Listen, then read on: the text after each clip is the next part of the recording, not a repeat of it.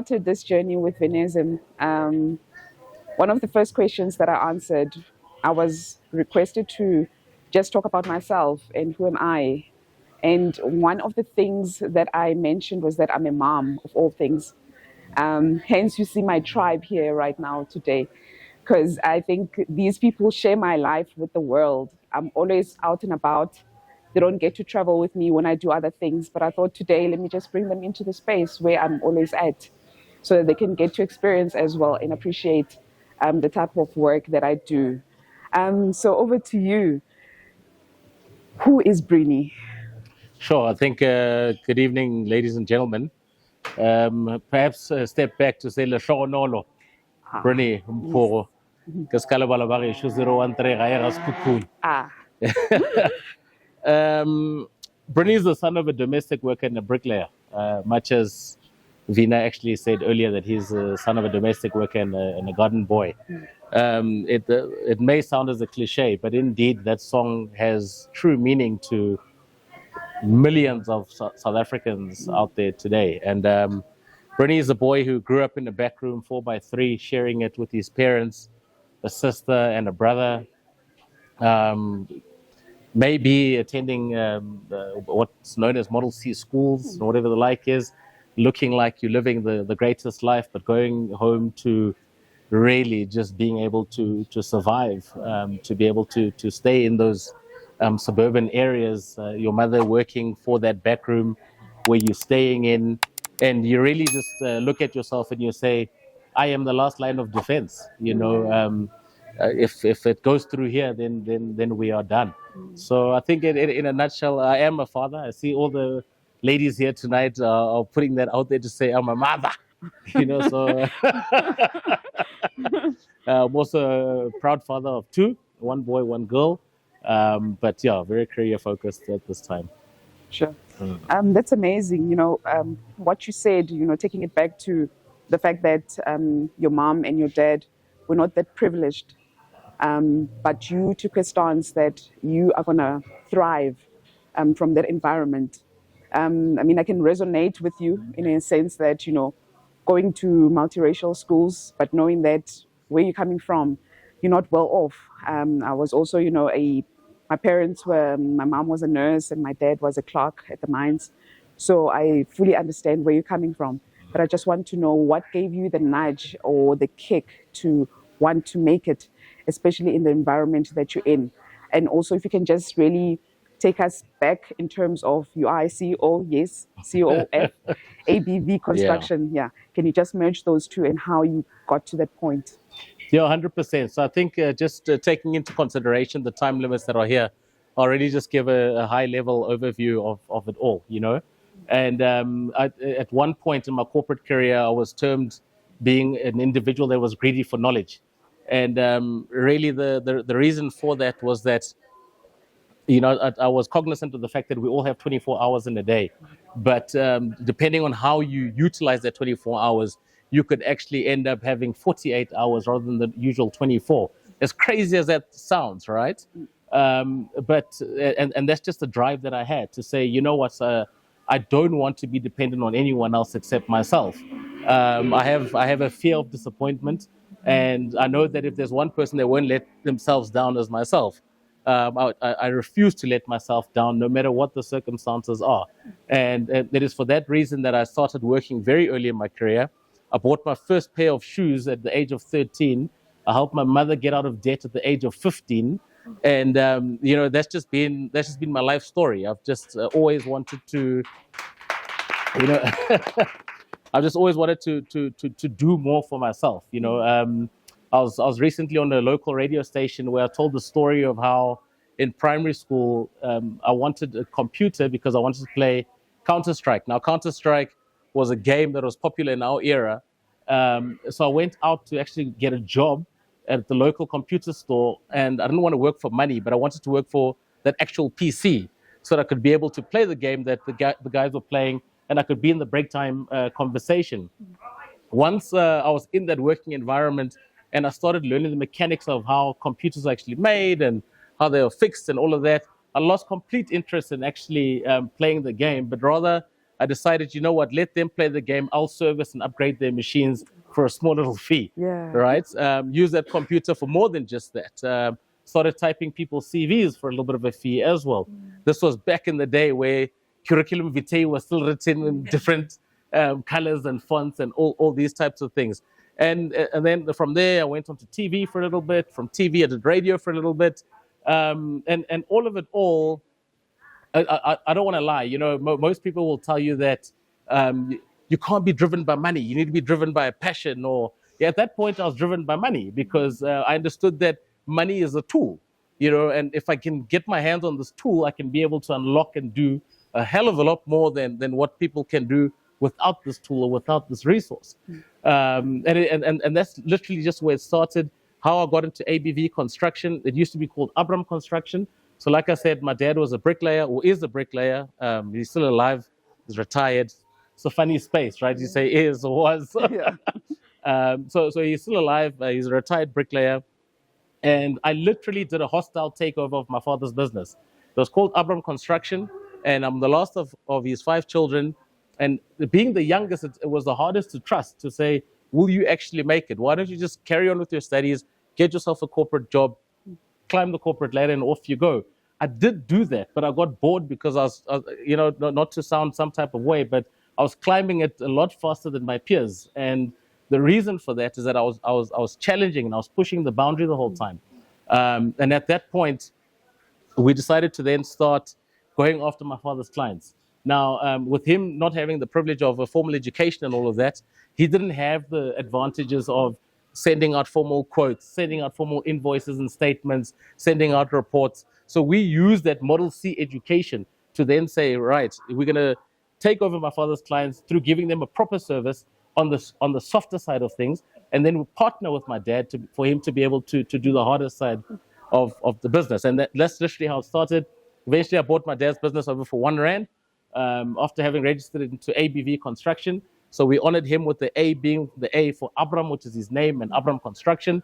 And then the BV, Brinny being me, and the V, a former partner of ours. And that's literally just a short synopsis of where we come from and where we are now. Sure. That's quite amazing. Seems like you are that person who wants to break barriers in anything that you do, which is quite commending. So I just want to know, in terms of the industry that you're currently in, how is the space within the construction industry for you? Look, I'm in the construction space, but construction in itself has a lot of elements and a lot of sub structures, if you want to call it that. You know, construction it's the holding company of the industry, if you want to call it that. There's maintenance in construction, there's renovations in construction, and there's the actual in construction itself. There's greenfield construction, there's brownfield construction. So I think everyone just needs to find their sweet spot, and we found our sweet spot on the inside of the building. We have our reasons for that. One of it being weather elements. You know, once you're on the inside of the building, you're protected from all of those elements. So I focus on shop fitting, we focus on internal renovations, and we focus on really the beautification of the building on the inside. Not to say we can't do the green and the brown, but it's just not what we prefer. And I think that's what every entrepreneur, whether in this room or out there, needs to really knuckle down and get to know. What is your sweet spot? You can't be the ice cream man. You can't be the flavor of the day.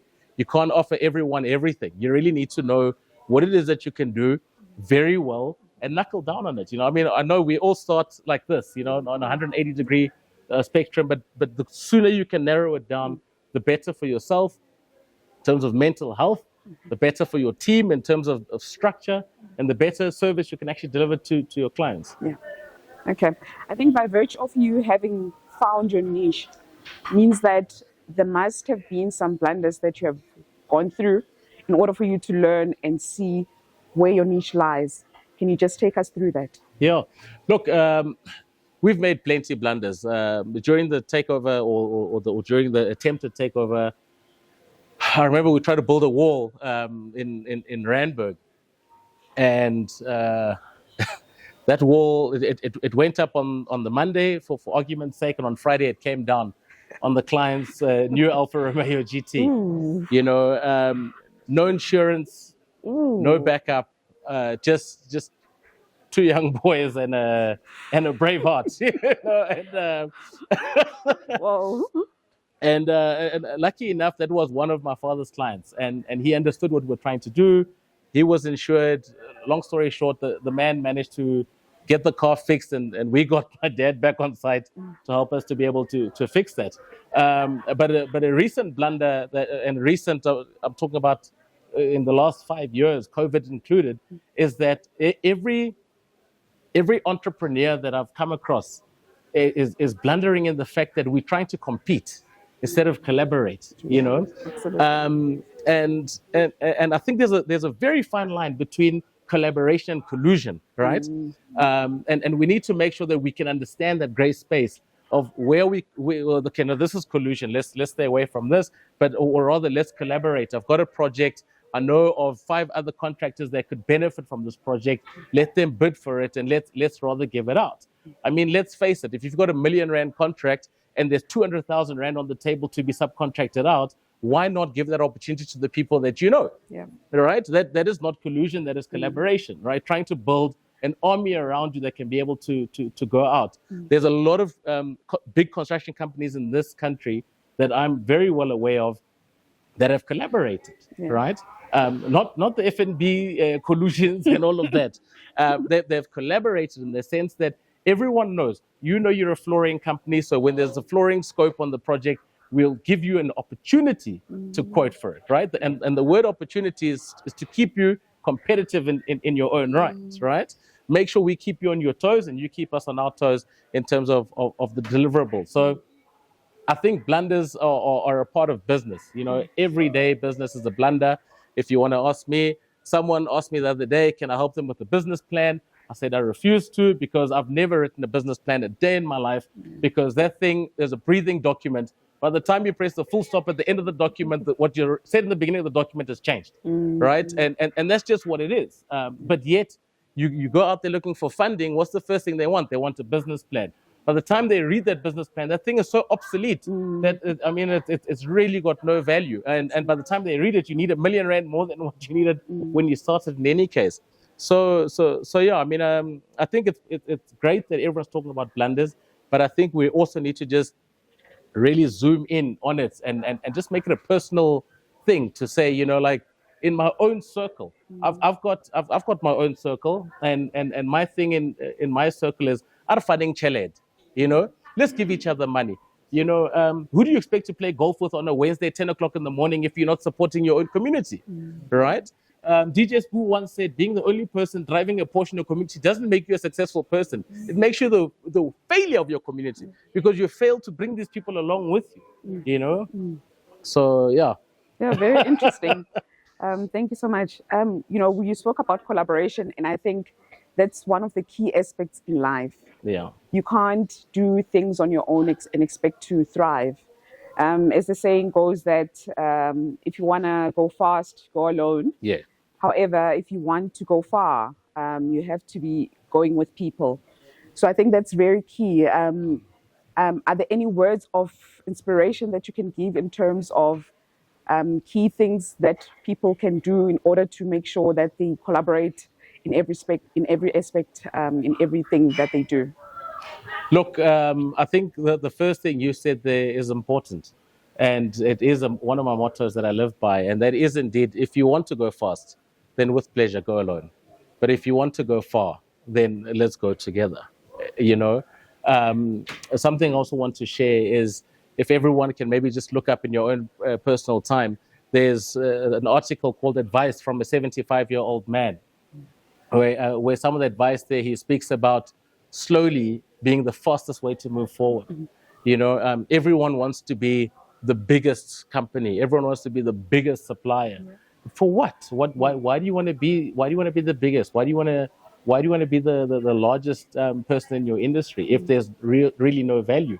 Another guy said to me, he said, if you're turning over 100 million rand a year, and someone is turning over 10 million rand a year, but he's making 50% profit and you're making 1% profit, who's better off? Have the eye to know and see good quality numbers versus just seeing the big numbers. And I'd like for everyone to please remove the word black from the word excellence.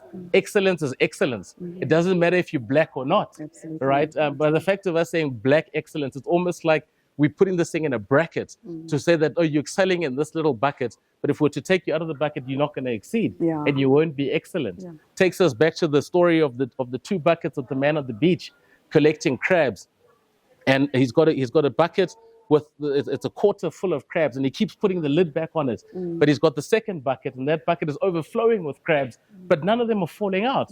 And this guy says to him, he says, why do you keep closing the one that's quarter full, but you leave the one that's overflowing open? Yeah. And he says, no, the one I keep closing, that's the white bucket.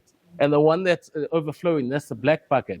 And he says, I can fill the black bucket way over what its capacity is because they keep pulling each other down. And the white bucket, I need to keep closing the lid because every chance they get, they push each other out. So now we just need to try and make sure that we can be in, like, let's remove the color now, right? That was just an analogy relating to the story. Yeah. But let's remove the word black from excellence. Yeah. Excellence is excellence, and that's where it ends. Absolutely. No, I truly believe that, yeah, excellence is excellence across the board. Doesn't matter what color you are. But just bringing it back to the challenges that we experience at home in South Africa, that is, you know, I was reading an article where it was talking about, well, we just came from Youth Month. It was talking about the happiest youth across the African continent. Number one was Rwanda, and a whole lot of other people. And we, as South Africa, were the last ones. It means our youth is despondent. They don't see hope. How would you try to bring up hope to the youth that's feeling that they've been failed by the government or by the South Africans who are not giving them opportunities? So I think in the beginning I said, you know, if there's one thing I absolutely hate is disappointing myself. So I've never put my faith in the government. I've never put my faith in a private funder. I've never put my faith in a friend. I've never put my faith in my own parents, believe it or not. You know, they've done their best to get me to a point where I can try and fight for my own survival. And I think hope is such a cliche thing, isn't it? Right? Because you've either got it or you don't, right? And who needs to motivate you other than you motivating yourself? It's like people go to church. I've got nothing against any fellowship, right? But people go to church to get reminded of the stories that they know, right? They go to church and they come back. They're like, oh yeah, that's exactly what David did, you know. But they come back feeling good, right? And they come back feeling refreshed and refueled. Yeah. I was saying to Vina the other day that, you know, my secret passion, I guess now no longer a secret anymore, is listening to choirs, right? There's something in that harmonic sound of people coming together to project one audio that for me, just it awakens something in me, right? And so I don't think it's something that I can say to people here tonight or in the world or whenever to say, this is what you need to do to find your spirit or find your hope. And that's why we have motivational speakers, right? Because they're there to remind you of your own dreams. Yeah. Remember what it is that you wanted for yourself. Something I tell people all the time, I say, boys and girls grow up with this thing of walking down the aisle in a white dress. Guys don't have that in their mind. But at the end of the day, it's the guys that end up paying for the marriage in any case, right? To fulfill their wives' dreams. But they do that as an opportunity cost for the wife to be able to help them build this castle that they had in their mind, right? So it really is just a gelling and a synchronization of passions. And I think you've either got it or you don't, you know, and unfortunately, not everyone can be a plumber in the same sense that not everyone can be a scientist, you know. Find what you're good at, know exactly what you can do and do it well to the best of your ability. It's true what they say, you know, find your passion, you'll never work a day in your life, you know, but they don't say find your passion and you'll be a millionaire, you know. So you also need to find where is your happiness at, you know. Growing up, my happiness really was in money. I don't want to lie about that, you know. Money was my driver. Like I didn't see the cars. I didn't see anything other than just having the liquidity, because I knew that if I've got the liquid, I've got the tool, and from there, then I can operate and unlock whatever door that I need to or I have to. Yeah, absolutely. I think everyone would say that money is king. Absolutely. You really need it to be able to do other things. Now, in closing, what are the 3 main habits that you can share with us in terms of them plugging you up for success? Cool. So I think the first biggest thing, I invest in myself, right? On Fridays, I don't take calls until 10 o'clock in the morning. I'll try my best not to. I listen to music, right? I listen to music that motivates me. I listen to music that puts me in a good mood. In fact, to be honest, on Fridays I try my best not to work, but unfortunately, as an entrepreneur, you end up being the chief cook and bottle washer, right? So that's the first thing. I invest in myself. I invest in my state of mental health, and I make sure that I'm in the right space to be able to engage with any other person, whether being on a social level or on a corporate level, on a construction level, whatever the case is. The second thing that I would think one would have to do or try to do is invest in your environment. As our previous speaker has said, to say that she invests in her Le Creuset pots because she enjoys cooking on her pots in her kitchen, in her house, So why not invest in your environment, right? I'm in construction, so it took me the longest time to build my own house, because every time I go see someone else's house, I'm like, actually, How about to change? let me not do it this way, let me do it that way. And the third thing, which is something I'm working on currently, and I found value in it through growth and through, business maturity, if you want to call it that, is family. I think we really underestimate the value of family. And by family, I'm not talking about your aunts, uncles, cousins, whatever the case. I'm talking about your direct, immediate family, starting with your children, moving on to your spouse, just making sure that they're in a good space, because they are actually the people that take the most abuse. Absolutely. You come home from a bad day, and who's the first person who's getting it? Not like that. Yeah. But like they're the ones that have to stomach this, oh, I had such a horrible day, or I had such a great day, that's the person that has to take it. And then then you go down to your kids, and you need to try to keep this serene environment for them, but with a touch of reality, and which is why I love this whole saving or the money box thing with the savings month, because that's what we do with our son, to say that, he's at an age now where he wants this and he wants that and he wants that, but he's also at the age where he can actually work for these things, right? So, yeah. So I mean, he need not work too hard, but the principle and the value is there, right? And he gets rewarded for that, rather than making him believe in the tooth fairy and Father Christmas, and I've got nothing against that whatsoever, but I'd rather have him help me wash the car, or so win-win for everyone at the end of the day, you know? But I think it's great to see people coming to sessions like this, because it's a meeting of the minds more than anything else, When I started going to networking events, I thought, geez, I'm going to attend 3 of them, and by the 4th one, I'll have a tender or something like that, I'll be well on my way. But then you get to learn that this is a meeting of the minds. It's very seldom that you would meet someone in public and they would share what I'm sharing with you now, and they would reciprocate that back. I see a lecturer from the University of Johannesburg here who would tell you that in the sociology department, sociology will tell you that one will share with you as much as you're willing to share with them. But the tough thing with that is that someone's got to start. Someone has to trust the other one with that information first before someone can actually come out with what they're feeling. People are broken out here, man. Like Vina was right. People's fuel gauges are sitting on E. And it's that E is not for enough. Absolutely. It's for very empty. People are broken. People need they need some type of fuel, and they come to these kind of things to try and fuel themselves up. Absolutely. And it doesn't help that I was dressed a certain way before I came here. Then I changed.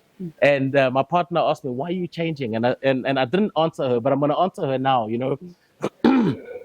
The reason I changed my clothes was that I didn't want to look like, for you to sit in a chair and speak to people, you have to have certain brands on your body, or you have to be of a certain echelon in life. You know, your story matters. It doesn't matter how big or how small your story really is. You know, you don't have to be in Italian clothes to be able to influence people. You know, what is in your heart and what is in your mind is so powerful. And sometimes people just struggle to put that onto paper and get it into the right hands. Absolutely. And sometimes you actually might be that right hand, but you read it and you see just how good this is, and you decide to close that piece of paper just because you feel like you're intimidated by that person. Step aside, give that person a chance. Let that person go out there and face what they really need to face. You know, we can't protect everybody. Absolutely. I've got a friend, and I know we're probably way over time now, but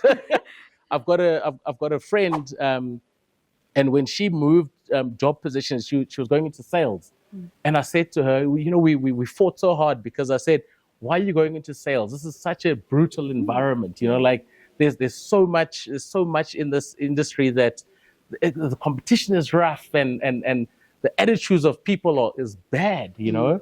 And she said, but why won't you let me give it a try? You do it every single day. Sure. And that opened my mind forever. And I said, you know what, go for it. And she's thriving. She's doing so well. And just imagine if she had listened to me at that point in time, you know. Once again, just to show, that could be a blunder in itself.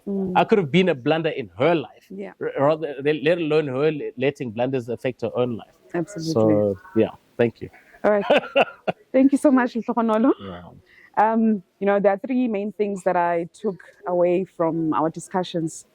Firstly, being collaboration, which you have really cemented that it's really key for us as individuals to collaborate with each other in order for us to thrive, because you can't do it all alone in anything that you do.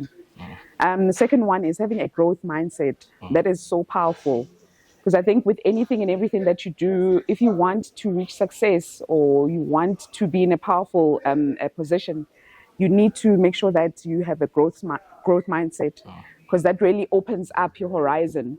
You don't get stuck and fixated on certain things, but you are able to comprehend what's happening out there.